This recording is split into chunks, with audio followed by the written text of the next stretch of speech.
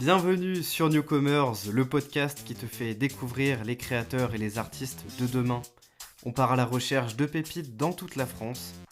Si tu veux postuler pour être interviewé, contacte anubis.community sur Instagram. Sur ce, je te souhaite une excellente écoute. Salut à toi, tu es sur Anubis, le média pour les talents de demain. On se retrouve sur un nouvel épisode de Newcomers pour donner la parole à ceux qui suivront ce mouvement. Aujourd'hui, je suis en compagnie d'une invitée spéciale. Je te laisse te présenter aux auditeurs. Salut, je m'appelle Louise, j'ai 19 ans et je suis autrice et dessinatrice. En quoi consiste ta passion? Ma passion consiste à représenter des mondes et à transmettre des messages à travers eux. Donc ça peut être à travers l'écriture, le dessin ou d'autres médias, mais en général, c'est les principaux que j'utilise. Est-ce que tu pourrais me décrire un peu ces mondes? Alors j'ai un monde de fantaisie avec des ombres colorées. En fait, c'est des ombres qui se manifestent selon l'utilité de la situation. Par exemple, il y a quelqu'un qui va se retrouver dans un incendie, et bah, il risque de brûler. Et du coup, il va développer une ombre défensive qui sera de couleur verte, qui va la protéger et donc la sauver. Donc il y a pas mal de maladies psychologiques qui sont abordées dans l'histoire, parce que c'est des sujets qui me tiennent à cœur. Et voilà, et le monde se développe de plus en plus, il n'est pas encore fini. Il y a aussi des créatures fantastiques dans ce monde-là. Alors, si je comprends bien, par rapport aux ombres, donc les ombres permettent de pallier, entre guillemets, d'aider les personnes dans certaines pathologies physiques et mentales. Alors, ça sera plutôt des pathologies physiques. Et en fait, il existe même une ombre noire qui est en fait apparente à une maladie psychologique. Donc, ça ressemble un peu à un trouble dissociatif de l'identité. Donc, ça sera, pour le coup, c'est une des seules ombres qui, au lieu d'aider la personne, va l'entraver. Même si c'est un mécanisme de défense. Et d'ailleurs, la maladie du trouble dissociatif de l'identité est aussi fait de base pour protéger le cerveau, même si malheureusement, ça handicape plus les porteurs qu'autre chose.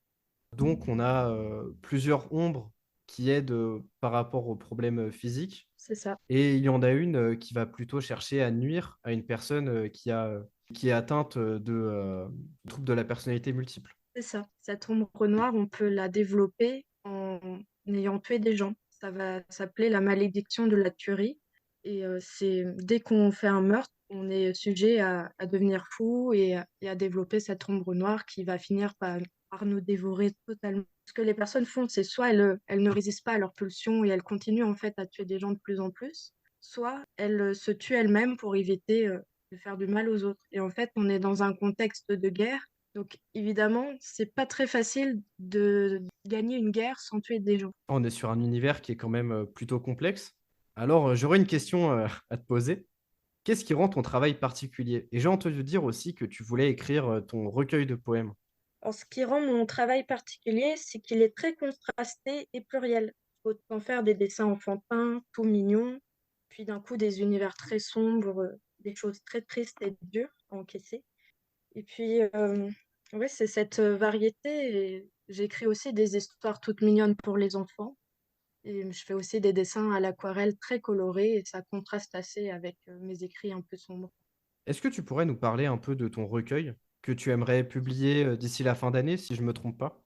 C'est ce que j'aimerais bien faire. Après, je suis un peu perfectionniste, donc je ne sais pas si j'arriverai à temps à tout corriger. Mais mon recueil de poésie, mon recueil de poèmes plutôt, il aborde une enfant qui a été abusée et qui a eu beaucoup de violences physiques et psychologiques et qui, par le biais de l'écriture, va essayer de s'en sortir. Donc, elle va être confrontée à plusieurs prismes, que ce soit des expériences négatives. Elle va s'inspirer beaucoup de la nature pour se raccrocher à la vie, pour lui donner une raison de vivre. Est-ce qu'on peut y retrouver des choses en lien avec les ombres dont tu m'avais parlé avant? Oui, il y a certains poèmes qui vont aborder ce dédoublement de personnalité, on va dire, mais c'est pas le sujet principal. Le sujet, après, dans Ombre impériale, qui est le roman qui aborde les ombres, il y a beaucoup aussi d'abus, de sexualité estropiée. En fait, les thèmes sont assez communs en fin de compte. Et donc, par rapport à tes poèmes, est-ce que tu utilises un style particulier, une technique particulière? J'utilise principalement de la prose pour donner un aspect plus brut et plus authentique à l'écrit. Et j'essaye d'instaurer quand même un rythme avec des rimes, des fois des sonorités qui vont revenir. J'essaye de structurer la chose par partie, par questionnement. Si j'aborde une idée, ça sera dans le premier paragraphe, une autre idée dans le deuxième. Mais sinon, c'est assez libre en fin de compte. Donc on reste sur une prose qui est assez ordonnée, qui se veut réaliste, entre guillemets. Tu cherches pas à casser tous les codes. Non, je comprends pas casser tous les codes. Est-ce que tu voudrais nous lire un de tes poèmes? Oui, j'aimerais bien. Donc, ce poème, il s'intitule Torrent. Se déverse lancinant le torrent. Il entraîne dans sa course effrénée mes doutes cassénés au préalable pourtant. Il ne s'éteignent pas, estompés. Dans l'eau vive et agitée, toi, mon amant, tu es venu me sauver. En ce jour où, souffrante, je me laisse, emporter dans un tourbillon, j'encaisse l'angoisse de devenir, pour oublier, celle qui ronge les filles agressées. Par des cours oppressants et des élèves, touchant sans retenue leur cordève, comme moi, elles se réfugient un temps sur le pont au-dessus du torrent, où, poussées par leur vie bruyante, elles viendront trouver une fin écrasante. Là, entre rochers et courants prisés, je suis une de ces filles au cœur désœuvré. Franchement, on a une belle rythmique. Je sais pas ce que tu en penses, mais on sent bien le courant, ce courant et puis ces vagues qui s'abattent un petit peu. Voilà, c'est de l'interprétation sur le moment, hein. Et l'idée de le torrent s'abat sur la jeune fille et que ça la pousse à se jeter, quoi. C'est assez sombre, mais c'est l'univers que j'aborde principalement. Donc ça, c'est un extrait de Violence palpable et mon recueil de poèmes. Bah, franchement, c'était un bel extrait. Peux-tu nous en dire un peu plus sur tes accomplissements? Alors, j'ai déjà été lauréate du concours de Fondation Orange qui était sur le thème de la transmission. Donc, j'ai participé avec une lettre qui était adressée à la future adulte que je serai. J'avais 17 ans à l'époque où j'ai écrit. Maintenant, j'en ai 19, donc c'était un petit moment quand même. Mais c'est quand même une fierté d'avoir gagné, donc je le redis. Ah, franchement, oui, c'est une fierté, on peut le dire, hein. Et j'espère que tu gagneras d'autres prix par la suite. J'aimerais bien, il faut que je participe à plein de concours. Bon, avec violence palpable. Oui, je pense qu'en fait, ça parlera à beaucoup de gens, même si c'est des sujets un peu durs, on peut se retrouver dans Violence palpable. Là, je vais changer de thème, mais on reste un petit peu dedans quand même. Quel est ton rapport avec les réseaux sociaux? J'utilise Discord pour recevoir des retours constructifs et entretenir des liens sociaux. J'utilise aussi pour répertorier mes écrits. Donc, c'est-à-dire, j'ai un serveur personnel où je vais avoir tout Ombre Impériale dedans, tous les chapitres. Pareil pour Violence palpable, je vais avoir les poèmes. Pour mes autres écrits, parce que j'ai des nouvelles plutôt adultes, des nouvelles plutôt enfantins. J'ai aussi mon projet de jeu vidéo qui, pour le coup, va être organisé sur Notion, où il y aura seulement mon co-créateur qui a accès à toutes ces données. Sinon, j'utilise plutôt Instagram comme une vitrine où je vais montrer mes dessins, parfois mes écrits, mais c'est plus rare parce que je les réserve vraiment pour la publication de mes livres. Et aussi, j'utilise Instagram pour découvrir d'autres artistes et les soutenir. Est-ce que tu as des ambitions particulières par rapport aux réseaux sociaux pour la suite? Peut-être développer un compte TikTok ou dès la publication de ton livre, essayer une campagne avec des vidéos? Alors, je pense que je me servirai de ma chaîne YouTube pour faire des vidéos sur mon livre. Le compte TikTok, je ne pense pas du tout en créer un parce qu'Instagram, honnêtement, je me suffit amplement. Mais je trouve que c'est assez difficile de se faire connaître sur les réseaux sociaux. Donc, je ne sais pas vraiment si je m'occuperai de toute la campagne. Je la déléguerai peut-être à des personnes plus qualifiées. Très bien. Et quels sont tes objectifs pour la suite? Alors, mes objectifs principaux sont de publier mon recueil de poèmes dans un premier temps, peut-être ensuite mon roman Ombre impériale. J'aimerais aussi que mon jeu vidéo voit le jour, même s'il est encore à l'introduction. C'est un peu le dernier projet qui vient d'arriver. C'est un RPG qui est aussi axé sur la psychologie parce que c'est vraiment les thèmes que j'adore travailler. Eh ben, très bien, on va pas oublier violence palpable, le rendez-vous de fin d'année. Alors, on va passer à la deuxième partie. Je vais te poser quelques questions sur toi en général. Raconte-nous ton histoire. Alors, si j'aborde autant la psychologie, c'est parce que j'étais déscolarisée quand j'avais 16 ans et je me suis retrouvée à l'hôpital psychiatrique. Et ça m'a C'est un univers que beaucoup de personnes ignorent, que beaucoup de personnes pensent que c'est uniquement pour les fous, alors que moi, honnêtement, c'est juste parce que j'allais un peu mal et je me suis rendu compte qu'il y avait énormément de personnes qui se retrouvaient là-bas juste parce qu'ils allaient un peu mal. Ils faisaient vite l'amalgame avec c'est des fous, alors qu'en fait, tout le monde peut se retrouver là-bas, que ça soit parce qu'ils ont des problèmes avec l'alimentation, parce qu'ils ont des problèmes, une peine de cœur, ça peut être vraiment pour tout et n'importe quoi. Et en fait, c'est un épisode qui a été assez dur, mais qui m'a beaucoup aidé à m'en sortir et à me dire que finalement, bah, les études, ça me plaisait pas, ça me rendait malade. Et je me suis consacrée beaucoup plus à mon art et ça m'a permis de trouver d'autres voies. Finalement, on se dit que les études, c'est la seule façon pour réussir dans la vie. Alors qu'en fait, il y a tellement de chemins à explorer et parfois ça ne correspond pas à tout le monde. Du coup, c'est aussi pour ça que j'aborde des sujets comme le trouble dissociatif de l'identité ou d'autres choses, des sujets que du coup j'ai pu voir à travers d'autres patients et qui m'ont profondément touchée parce que c'est marquant quand même, c'est pas anodin. Cela t'a peut-être permis de déconstruire les chemins classiques de la société pour te créer un chemin plutôt unique?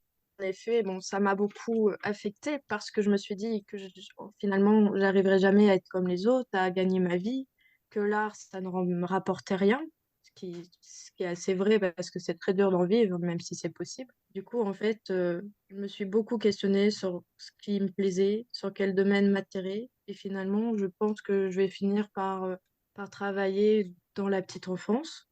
Donc au final, j'ai quand même un projet professionnel, mais pour le coup, je vais pas faire d'études pour cela et ça me convient très bien. Et du coup, je juge plus les gens qui font pas d'études, qui avant je me disais bah ils avaient juste pas les capacités, donc ça voulait dire qu'ils étaient nuls, qu'ils étaient pas aptes à vivre en société. Et en fait, c'est pas du tout vrai. C'est plein d'événements dans la vie qui font que pour X raisons, on peut faire des études ou pas, on en a envie ou pas, et on peut réussir dans tout ce qu'on choisit de faire finalement.